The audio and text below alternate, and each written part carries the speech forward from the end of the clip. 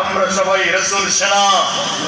আরে এদেশের রাজনৈতিক দল যা হোক, আপনার ব্যালট ভিন্ন হতে পারে, আপনার সিলমোহর ভিন্ন হতে পারে, আপনার দল ভিন্ন হতে পারে, আপনার নেতা ভিন্ন হতে পারে, কিন্তু আপনি মুসলমান তো আমার নবীকে নবী মানবেন, আপনি মুসলমান তো আল্লাহকে রাত মানবেন, এর মধ্যে কোনো সন্দেহ নাই। ঠিক কিনা বলেন? হ্যাঁ।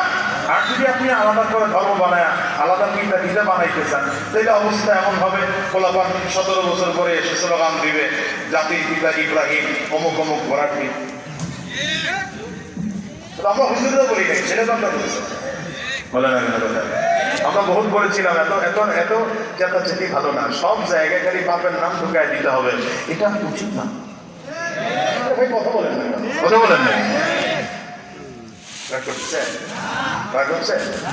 অসুবিধা পারবেন? এই জন্য আমার নবীর পক্ষে একটা স্লোগান দিতে, তোমার নেতা আমার নেতা বিশ্ব নবী মুস্তাফা। পারবেন? তোমার নেতা আমার নেতা, আমরা সবাই রাসূল সেনা, ভয় করি না বুলেট বোমা। পারবেন তো ইনশাআল্লাহ? কাশি দেন, গলা ক্লিয়ার করেন। কাশিও দিতে জানে না কাশাইয়ের মানে দুর্বল। আওয়াজ দেন ভালো করে, কাশি দেন ভালো করে। হ্যাঁ, এবার দুই হাত টান টান করে উঁচা করেন, ইমানি পাওয়ার দিয়ে তাকবীর দিতে হবে। আরে হাত উঠায় যাবো, কতদিন বসে হাত উঠায়, এতদিন সময় লাগে? হ্যাঁ, হাত উঠান ভালো করে, সভাপতির সঙ্গে উঠান, হাতগুলো উঁচা করেন, দুই হাত উঁচা করেন, মাশাআল্লাহ, হাতগুলো মজবুত করেন, ঝাঁকি দেন, শরীরের মধ্যে একটা স্পিড আসুন, আল্লাহকে দেখায় দেন, আল্লাহ আমরা দুনিয়ার কারো দলে না, তোমার নবীর দলে। আর হাত উঁচু করে একটু ঝাঁকি দেন ভালো করে, কণ্ঠের এবার যতটুকু আওয়াজ আছে পুরোটা আওয়াজ ছেড়ে দিয়ে একটা তাকবীর হবে। মুসলমান ইমানি পাওয়ারকে উঁচু করে তাকবীর দেবার তৈয়ার আছে ইনশাআল্লাহ? হ্যাঁ যুবক, তৈয়ার আছে ইনশাআল্লাহ? দুই হাত উঁচু করে নারে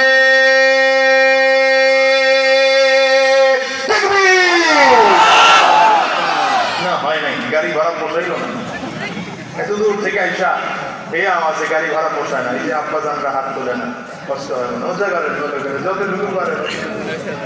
হ্যাঁ, নারে তাকবীর, আল্লাহু আকবার, দুই হাত উঁচু করে ইমানি পাওয়ার বাড়া, নারে তাকবীর, আল্লাহু আকবার, আর জোরে নারে তাকবীর, আল্লাহু আকবার। তোমার নেতা আমার নেতা বিশ্বনবী মুস্তাফা, তোমার নেতা আমার নেতা বিশ্বনবী মুস্তাফা, তোমার নেতা আমার নেতা বিশ্বনবী মুস্তাফা। আমরা সবাই রাসূল সেনা, ভয় করি না বুলেট বোমা, আর জোরে আমরা সবাই রাসূল সেনা, ভয় করি না বুলেট বোমা, আমরা সবাই নবীর সেনা, ভয় করি না বুলেট বোমা। নারে তাকবীর, আল্লাহু আকবার, কোরআন সুন্নাহর আলো ঘরে ঘরে জালো, কোরআন সুন্নাহর আলো ঘরে ঘরে জালো, কোরআন সুন্নাহ যেখানে আমরা আছি সেখানে, আলেম ওলামা যেখানে আমরা আছি সেখানে, সুদ ঘুষ যেখানে আমরা নাই সেখানে। নাই তো সুদের قد نام وفدك حول البيت وانتبهوا وأنت يا حي يا قيوم لم تنمي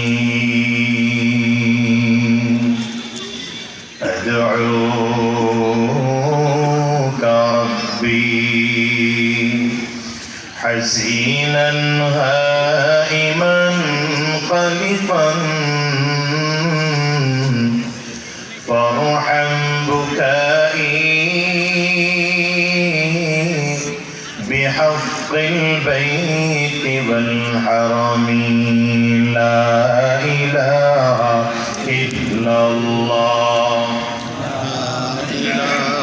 জবান খুলে আওয়াজ দিয়ে সকলে মিলে প্রাণ উজাড় করে লা ইলাহা ইল্লাল্লাহ, লা ইলাহা ইল্লাল্লাহ, হালকা করে নিভান জানি দিলে ছাড়া, লা ইলাহা ইল্লাল্লাহ, লা ইলাহা ইল্লাল্লাহ, জোরে লা ইলাহা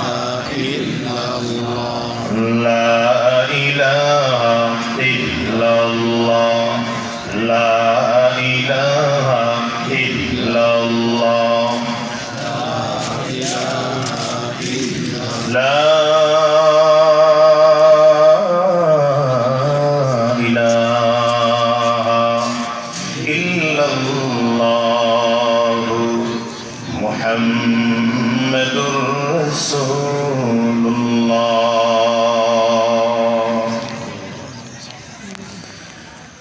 কারোটিয়া কমলাই কেন্দ্রীয় জামে আরো জোরে চিল্লায় বলে, আল্লাহ বলেছেন তোমাদের জন্যে। আল্লাহ যদি আমাদেরকে উদ্দেশ্য করে বলেন তোমাদের জন্যে, তাহলে আল্লাহ কথাটা কাদের জন্য বলেছেন? আমাদের জন্য বলেছেন। সবাই বলেন কাদের জন্য বলেছেন? এবার আল্লাহ তাআলা বলছেন তোমাদের জন্য রয়েছে নবীর মধ্যে গ্রহণ করার মতো উত্তম আদর্শ। দেখেন পৃথিবীতে যত নেতা আছে, যত আদর্শ আছে, যত দল আছে, সব আদর্শ, সব নেতা, সকল দলের মধ্যে কিছু না কিছু ভেজাল আসতে বলে। আমার জোরে বলেন, এমন কোন দল, এমন কোন নেতা, এমন কোন ব্যক্তিত্ব, এমন কোন আদর্শ পাবেন না যেটা 100% পিওর। প্রত্যেকটা ব্যক্তির মধ্যে কিছু না কিছু ঝামেলা আছে। যে শিরপীর হলেও ঝামেলা আছে, আলেম হলেও কিছু না কিছু ভেজাল আছে। কিন্তু একমাত্র আমার আপনার নবী সরওয়ারে দো আলম আকায়ে নামদার তাজদারে মদিনা আহমদ মুজতবা মুহাম্মদ মুস্তাফা চিৎকার করে জোরে বলেন সাল্লাল্লাহু আলাইহি ওয়াসাল্লাম। বলেন তো আমার নবীর আদর্শের মধ্যে কোনো ঝামেলা আছে, ভেজাল আছে, কোনো ত্রুটি আছে, কোনো মুশকিল আছে? আমার নবীর আদর্শের সার্টিফিকেট, আমার নবীর আখলাকের সার্টিফিকেট, চরিত্রের সার্টিফিকেট দিয়েছেন আমার আল্লাহ। বলেন কে দিয়েছেন? উচ্চা করে বলেন কে দিয়েছেন? আল্লাহ তাআলা নিজেই বলছেন ওয়া ইন্নাকা লাআলা খুলুকিন আযীম।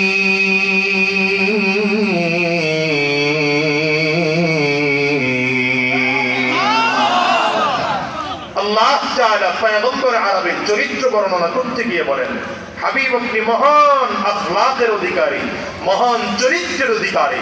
চিৎকার করে আওয়াজ করে বলেন আল্লাহু আকবার। আচ্ছা মাইকে কি ভোল্টেজ ভালো পায় না? ভোল্টেজ ভালো পায় না মাইকে? সাউন্ড বসে যায়, কত জোরে বললে সাউন্ড বসে যায়। এই স্ট্যান্ডটা নামায় দেন, এটা নামায় দেন, আর সাউন্ড বাড়ান, যতটুকু বাড়ায় দেওয়া যায়। কথা বলতে একটু সহযোগিতা করেন না, আজকে তো শেষ না, কথা তো বলতে হবে, ঠিক না? আরো বাড়ায় দেন, যতটুকু একদম সাউন্ড ক্লিয়ার করে ফেলেন, সাউন্ডটা ভাসান, হালকা করে রিভার্ব দেন। এত বলতে হয় নাকি আপনাদের? আপনাদের তো এগুলো করতে হবে, কারণ এই মাহফিল একটা দিয়ে তো আপনার 5টা দাওয়াত নিতে হবে। সাউন্ড ভালো হলে না একটা আরো 5টা পাবেন, সাউন্ড ভালো না হলে পাবেন। হ্যাঁ, যতটুকু আপনার আছে করে ফেলেন। তো রাসূলুল্লাহ সাল্লাল্লাহু আলাইহি ওয়াসাল্লামের আদর্শ পৃথিবীর মধ্যে শ্রেষ্ঠ আদর্শ।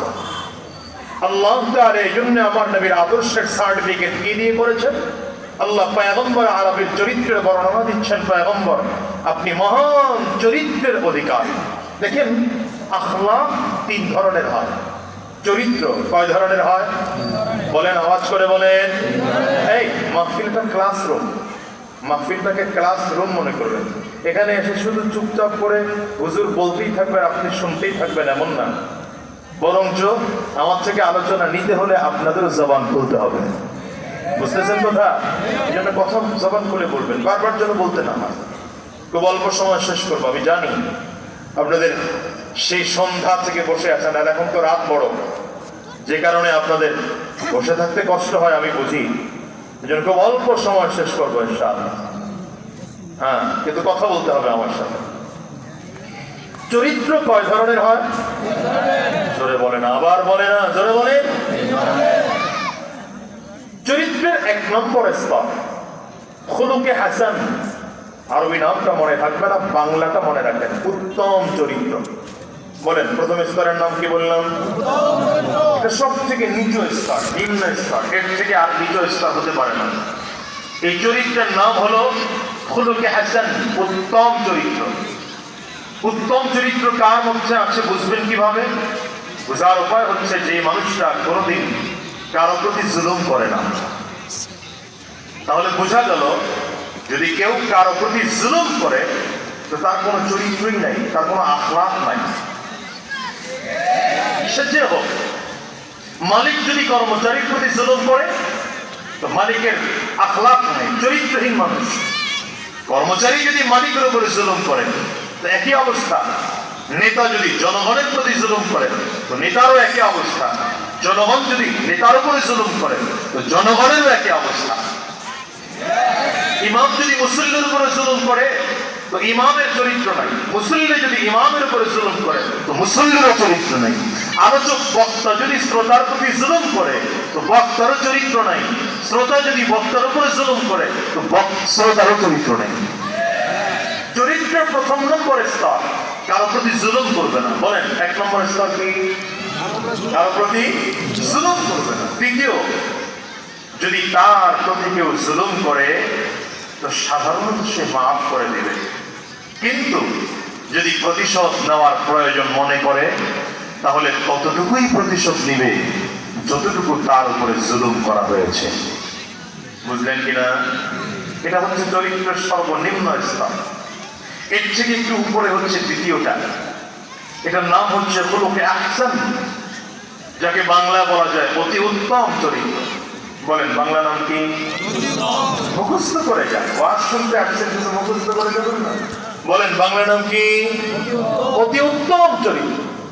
অতি উত্তম চরিত্র কার মধ্যে আছে বুঝার উপায়?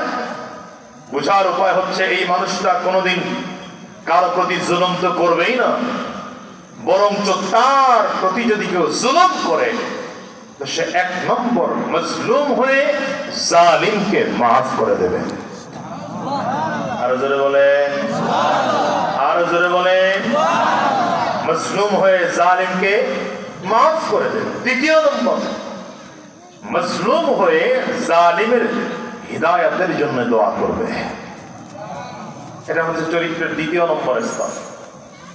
এটা সাধারণ ইমানদারের হয়, এটা সাহাবীদের ছিল, এবং বড় বড় ইমানদারদের আখলাক হচ্ছে এটা।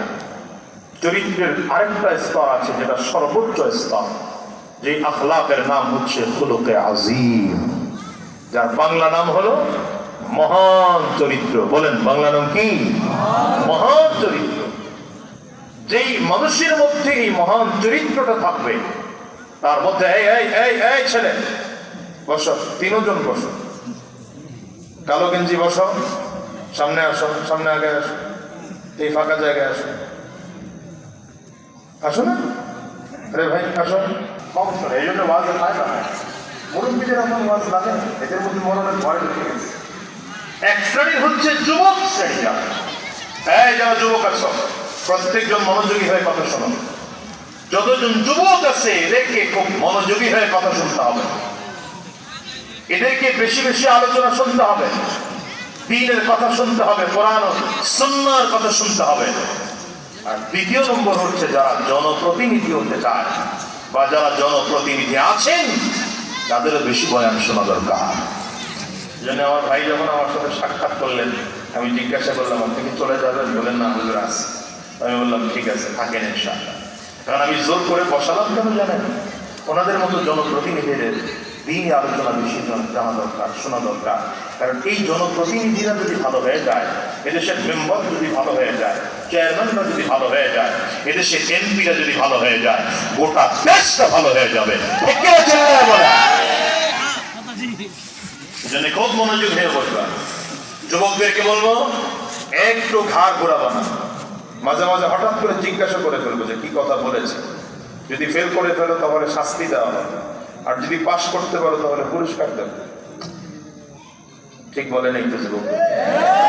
সব মুরব্বীদের ঠিকার আওয়াজ। যুবকরা বলো।